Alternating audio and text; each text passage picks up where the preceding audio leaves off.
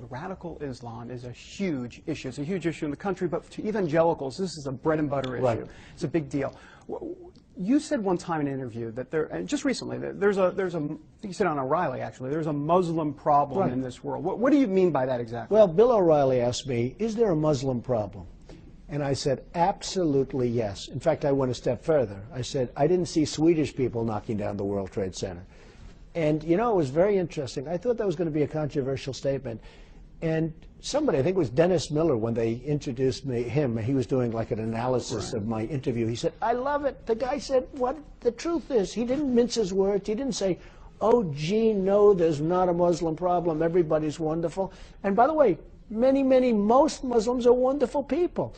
But is there a Muslim problem? Look what's happening. Look what happened right here in my city with the World Trade Center and lots of other places. So I said it, and I thought it was going to be controversial, and actually it was very well received. I think people want the truth. I think they're tired of politicians. They're tired of politically correct stuff. I mean, I could have said, oh, absolutely not, Bill. There's no Muslim problem. Everything's wonderful. Just don't forget. Just forget about the World Trade Center problem, blah, blah, blah, blah, blah. You know, but you have to speak the truth. We're so politically correct that this country is falling apart.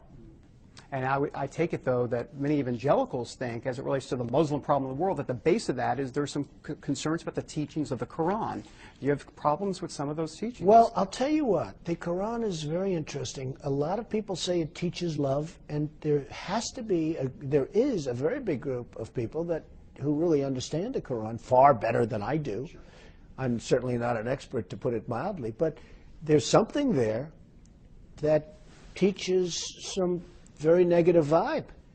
I mean, things that are happening when you look at people blowing up all over the streets of some of the countries over in the Middle East. I mean, just, you know, blowing up a supermarket with not even soldiers, not even ours, just people.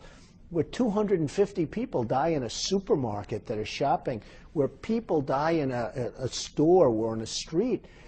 There's a lot of hatred there someplace. Now, I don't know if that's from the Quran. I don't know if that's from, you know, someplace else. But there's tremendous hatred out there that I've never seen anything like it. So, you know, you have two views. You have the view that the Quran is all about love, and then you have the view that the Quran there's a lot of hate in the Quran.